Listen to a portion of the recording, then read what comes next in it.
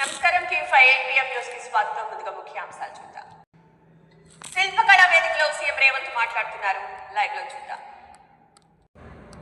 ఇప్పటి వరకు CM Revanth Reddy live చూసాం. ఇక వంట వండి వడ్డించడానికి సిద్ధం చేస్తే గంట పట్టుకుని ఫోటోలకు ఫోజులు ఇవ్వడం సీఎం రేవంత్ రెడ్డికే చెల్లిందన్నారు మాజీ మంత్రి హరీష్ రావు. ప్రాజెక్టులు కట్టడం బీఆర్ఎస్ వంత అయితే వీసమెత్తు కృషి చేయని కాంగ్రెస్ నేతల పేర్లు పెట్టి మనోభావాలను అవమానించడం కాంగ్రెస్ వంతన్నారు.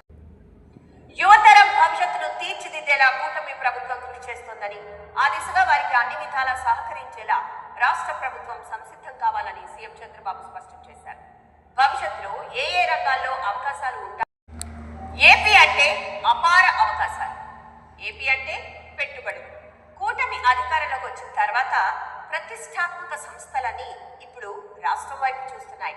కాకినాడ కేంద్రంగా గ్రీన్ అమోనియా ఉత్పత్తికి అడుగులు పడుతున్నాయి.